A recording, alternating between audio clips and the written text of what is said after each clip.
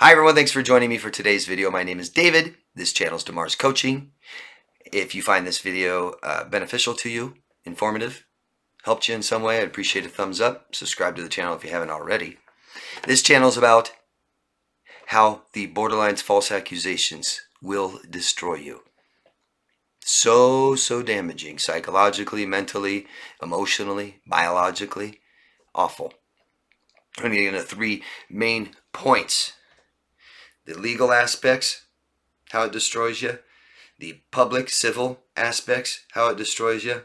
And relationships. Now, I want to be really clear that false accusations are definitely not exclusive to people with borderline personality disorder. Histrionic also does it. Narcissists, sociopaths, and psychopaths, mostly. I'll be very clear.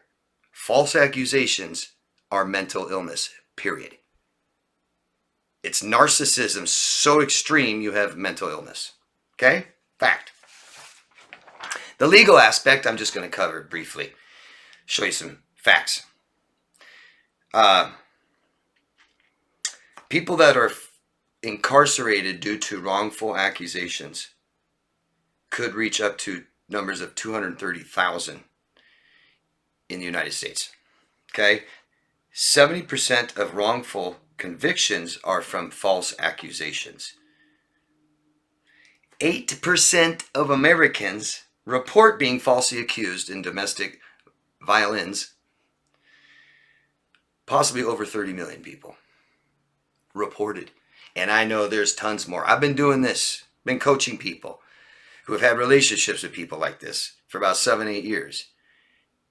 And it is amazing how much this is a problem. I mean, I have so many clients that I know, I can tell that they've been abused and beaten and attacked. And then they just accuse the victim of it. And the victim goes to jail, goes to prison, gets restraining orders, protecting orders. They lose their jobs, all kinds of stuff from false accusations, false allegations. Just awful. Just awful. There are a ton of people in prison and in jails for attacking someone and they never did. Just awful. Just awful. There's 2 types of false accusers. There's the intentional and unintentional.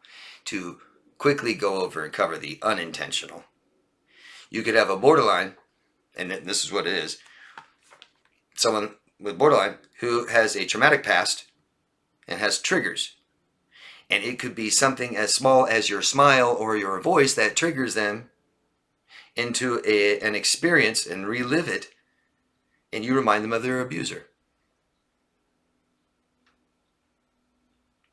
When you have someone with severe mental illness like this that dissociates, can't remember, traumatized, loose morals. The other part of the unintentional is, say, a police officer. They tell you who their number 1 prime suspect is, and you start to believe that that is the person that did it to you. We're not talking about that today. We're talking about the intentional. So one part of the intentional accuser, false accuser, is for self-preservation. Very common. Sex is a really common one. Someone has sex with somebody and they don't want their spouse to know they cheated. They don't want their family to know they did this. Whatever the reason, and they'll accuse that person of SAing them, sexually assaulting them. Okay? And then you have the borderline, the histrionic, narcissist, sociopath, psychopath, who intentionally will falsely accuse somebody. The accuser is narcissistic, willing to destroy others' lives for attention, control. And here's this person. The person doing this is a compulsive liar and has severe mental illness. Their narcissism is so high they have severe mental illness. That is your false accuser, straight up. And that's what leads me into the second part, the civil, the public, this smear campaign. Okay? So the person that conducts smear campaigns, and I like to talk about smear campaigns because they are doing it right out in the open. So people that conduct smear campaigns typically have a personality disorder, which means they don't just lack awareness of who they are, but also what they're doing, what it looks like to people in public. It looks awful. That's why we react so bad. Oh my God, oh my God. Let other people react so bad. Because it's, oh my God, this is sick. And I'm going to get into a little bit more of the psychology of this, but the smear campaign, they want to ruin your life. They want to control the people around you. And they do it for attention. And they do it for admiration, as being admired as the person who really cares. I'm worried about Jill, Lisa. I'm worried about Scott. Or the hero. I'm taking this awful person down. Yay, I'm a hero. Here's how bad they are, and then I destroy them. Aren't I great? Again, this is the compulsive liar. Their narcissism is so high, they have severe mental illness. And I've seen this. I mean, I got to know a couple people before in my life that conduct smear campaigns for years against people, and it's just disgusting, and they are complete compulsive liars. People say that the smear campaigns and compulsive liars like this sometimes have a little grain of truth to it. No, none. You will lose your job. You will lose people in your life. You will lose your privacy. You will lose your peace. Your mental health will deteriorate under a public smear campaign like this. Number 3, relationships with people with this disorder that falsely accuse people. Through gaslighting, projection, control, manipulation. What for? So we know that a narcissist, the idea of their relationship with another person is to support their ego, right? And the false persona, the facade that they've created about themselves. People are only allowed in their lives that support this. Okay? But the borderline, their facade, their story, isn't about the ego, it's about the victim. I have to be the victim and you have to be the bad guy. That is the scenario with a borderline and other people in their life. And for borderlines that are watching this, I know you're going to argue with me because you argue with everything I say. Evidently, most borderlines watching this don't even have any of the 9 traits of borderline. They all tell me, I don't do this, I don't do this, I don't do this, I don't do this. Well, one major factor is that they lack self-awareness of who they are and what they do and how it affects other people. But the borderline has to remain the victim, which means you have to be the bad guy. You have to be the abuser. You can't be a victim like me and take my attention away. Then I have to do something for you. No. You have to do everything for me. Nothing can be as bad as what I've been through. And nobody is as bad as the person that did it to me. So why do they do this? What is this false accusations? You're so bad. You're so stupid. You did this. You're an abuser. You abused me. To have their needs met and be accepted. We have relationships that have our needs met. A borderline is not independent, is not interdependent. They're completely dependent and have to have other people meet their needs.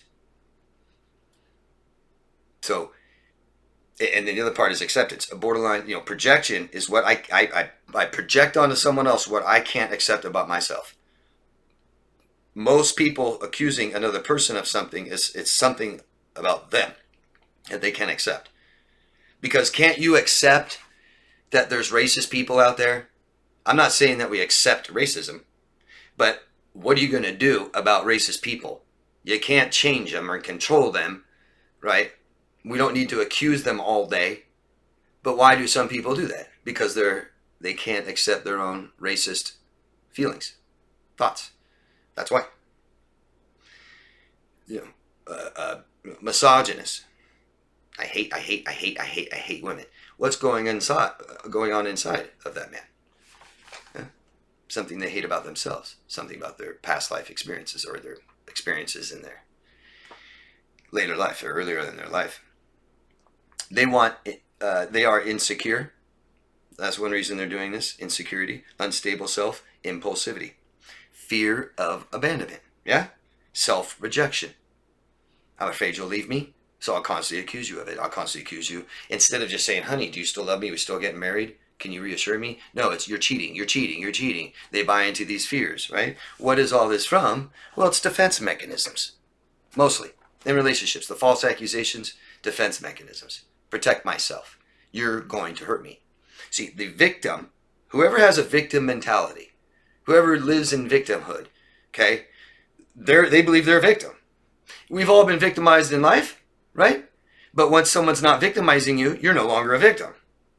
I'm not saying you're healed. I'm not saying that it doesn't still hurt and bother you, but you're not being victimized anymore, right? You're in a year-long abusive, physically abusive relationship, and then it's over, and you don't see them for a year. You're not a victim anymore. The borderline believes they are, and they have to keep this narrative going and going and going. It's how they get attention. It's a major way to get attention. I need help. I can't take care of myself. You have to take care of me. I'm not responsible for that. I can't do that. That's my borderline. Be careful, my borderline will come out. So the defense mechanism is an unstable self, can't protect myself, remain a victim, hypervigilance, traumatic past. These cause triggers. Like I was saying before, the unintentional false accuser. Very common for people with borderline to be sexually assaulted as a minor. If they dissociate and don't heal from this and never face this again, we have a very traumatic experience, and I don't know how to protect myself. I don't know how to avoid that next time. They'll go on a date, right? They'll start dating as they get a little older now. They can go on a date. It doesn't take much for that victim to be triggered by this new, let's say it's girl, boy, by the boy. A boy could reach over and put his hand on the female's leg, and that's all it could take to trigger the victim. They may dissociate again. They might sit there and have sex with them again. Didn't want to. It brings up, surfaces the feelings of when they were sexually assaulted as a minor. Now they just got sexually assaulted again. You rape me. And that boy, 19-year-old kid, has to go to court, defend himself. People with borderline personality disorder have a skewed perception. Not that any of our perceptions are 100% on cue, but some of us are really good. Right? You take, astronaut or a pilot or something like this. Pretty good perception. They've been trained really well to tell you exactly what happened, what they saw. Borderline, not so much. Always looking for being wronged. Always feelings of being slighted. What'd you say? That person is dangerous. Someone that can falsely accuse you of something you didn't do, to the world, to the public, to destroy you, to authorities, to imprison you. It's so dangerous. And everybody I have talked to that's been involved in that at the time will never see how dangerous it is until later. The damage, psychological, mental, emotional, physical, biological. You have to understand that in a relationship, if you feel bad long enough, you believe you're a bad person. That's what it translates to. Okay? We internalize this. Not just children do it, we do it too. If we're told we're bad long enough, believe we're a bad person. Yeah? That's how I get people to try daily positive affirmations. They can see how the negative things someone else told them stuck. Hopefully they can see how the positive things you tell yourself will stick. Stress is the number one killer, guys. Financial and relationship is the biggest source. Anxiety and depression, after a long time, is prolonged stress. It's caused from prolonged stress. After a while, after we're on high alert, these chemicals make us anxious and cause depression. A danger to or a threat to our money, our job, our freedom, and we leave with self-doubt, obligation, guilt, and shame. with borderlines. When a relationship is over with a borderline, especially if we end it, I'll say it again, we leave with self-doubt. We leave with feelings of obligation, big time with the borderline, and guilt and shame. It lowers our self-worth, our esteem, and respect. People with borderline personality disorder are a product of learned helplessness, period. Weren't taught how to help themselves, protect themselves, do anything for themselves. And it leads to parentification, and that's where the obligation comes in. This typically is something that we learned in childhood by, instead of the attention placed on us, so that we place attention and focus on ourselves, the attention and focus have been placed on our caretakers, and that's called narcissistic parenting, and that's what sets us up for the borderline. Step away. Request support from people in your life and hire a professional if you find yourself in relationships like this, if you find yourself in a smear campaign, if you find yourself in legal trouble. Finding yourself in legal trouble isn't the only problem. It's emotional, it's mental, it's psychological. You need help and support. A public smear campaign is extremely damaging, mentally, psychologically, physically. You need support, you need help. Okay? Relationships, obvious. Try not to defend yourself against false accusations and allegations except in court. Reasons false accusations can work. Sad to say, but they can work. The reason is we tend to believe what we hear about someone first if we don't know them. Makes sense, right? First impressions mean a lot. Sometimes for some of us, it's almost impossible to get rid of that first impression of somebody. Right? We meet someone and they're emotional, had a horrible day. We go, oh God, I don't know about this person. We find out later, it might take a while. No, they're a good person. I've made a friend by fighting with somebody right away. First time we interacted was really bad. Another female. And we became extremely close friends after that for years. Still are. But another reason false accusations can work.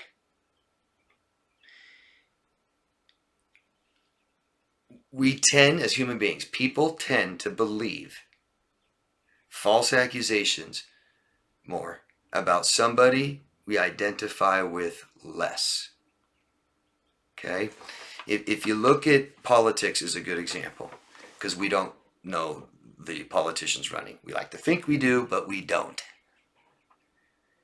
Okay? We don't. Except for the people that are family and friends with them. Yeah, I get that. But if you've never met them and you don't have a relationship with them, you don't know them. The public persona, you just can't really believe. Say you have a very young president. What year was that? 2008? Yeah, that's when Barack Obama ran here in America against McCain, I believe. I could be wrong. Correct me if I'm wrong. I'm sorry. I'm just trying to use an example.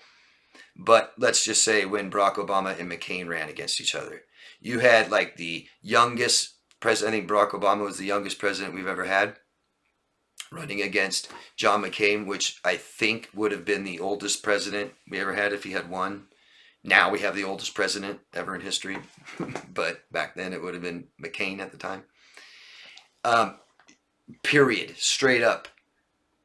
False accusations about both were thrown back and forth, right? I mean, I think every president faces that runs for president. Every candidate has false, they're painted badly by the people running against them.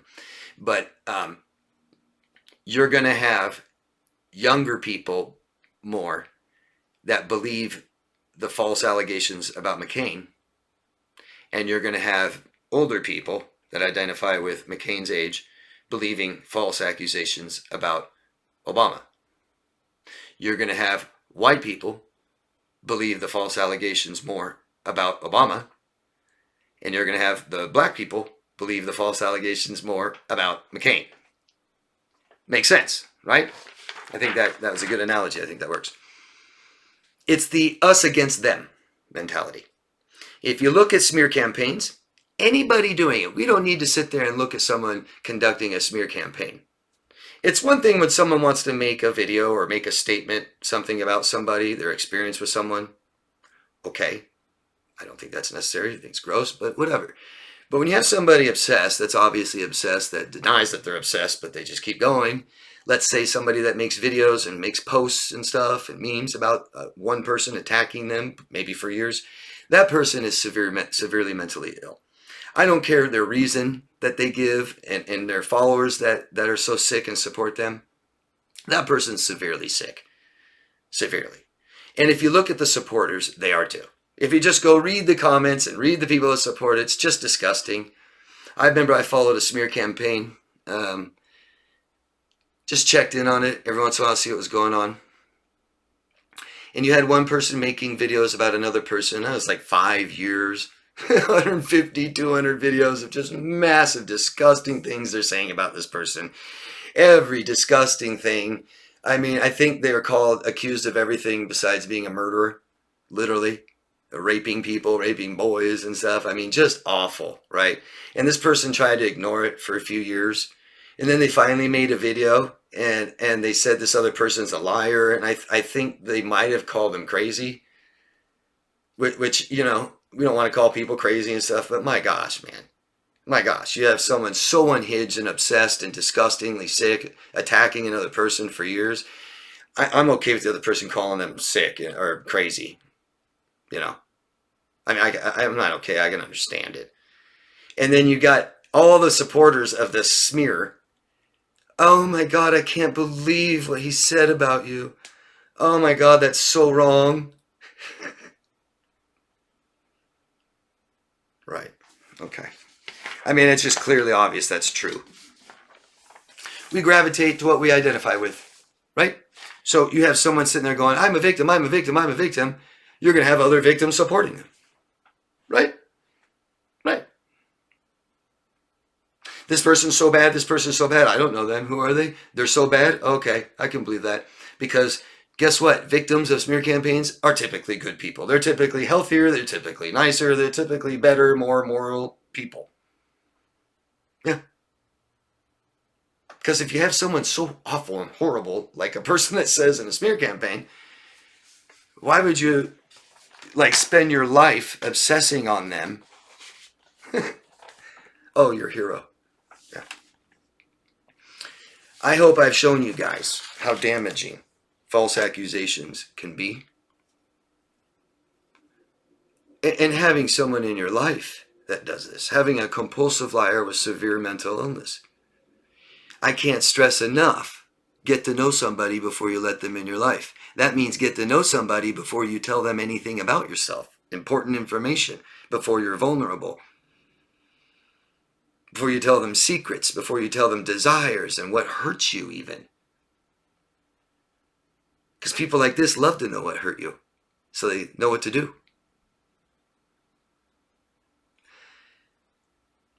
I'm passionate about this. This is something I've dealt with most of my life. I've grown up with people in my life with severe mental illness, severe. And I've been accused of things I didn't do as a small child. I've been beaten for things I didn't do. And it's very damaging. It's stuck with me the rest of my life. I've been beaten for things I did do. No big deal. But beaten for things you didn't do is pretty hard. I couldn't imagine sitting in prison for something I didn't do. We know for a fact 4 out of 100 people on death row are innocent. Why that system would continue after one. So damaging to your psyche, to yourself, to your soul. You feel bad long enough, you're a bad person. Someone tells you you're a bad person long enough, you're a bad person. Once you believe this about yourself, the rest of your life is destroyed because you aren't worthy enough for that job. You aren't worthy enough to break up with them. You aren't worthy enough for something better, a better life, to do anything for yourself. You aren't worthy of it. You don't have enough respect for yourself, so nobody else does either. You're just done. It'll just destroy you. and you don't see it. It's all under the guise of this person's sick, but I love them and I want to help them. You can't. You can't. The part of this person's so dangerous and try to destroy my life, but I see victims tell me I love them, I want them in my life again. There's major cognitive dissonance. And if any of you are experiencing this, even years later, doesn't matter. It can continue the rest of your life, if not healed. Get help. Don't suffer from this. Don't allow somebody to decide who you are. Everyone's equal in this world, and we're all worthy of what we need and what we want. If you don't believe so, I guarantee you, you aren't going to find it. And you can't wait for somebody else to come along and make you feel worthy of it. That's not how it works. Nobody can. Only you can decide that. We have to start by getting rid of people like this in our life and learning how to protect ourselves. As healthy as I thought I was, and maybe I was, I've still found myself victims of people like this. It doesn't take much. It doesn't take much. You could have someone stalking you, trying to ruin your life for years, because you had one little interaction with them and they felt slighted. These people are so dangerous, so unstable, they'll destroy your life and people around you if they can. People like this tend to destroy at least 9 people's lives in their lifetime. A wake of destruction behind them. It's not just you. This is who they are. You saw the best. That's as good as it gets. And it doesn't get any better. It only gets worse. Ask questions, please. I'll always answer them. If you feel comfortable sharing your own experiences, thank you very much. Those of you watching this video, go down and read them. They're great. Anybody want coaching, you can find me at daviddemars.com. Again, appreciate a thumbs up. Subscribe to the channel if you haven't already. And please love yourself first. Guys, thanks. Bye.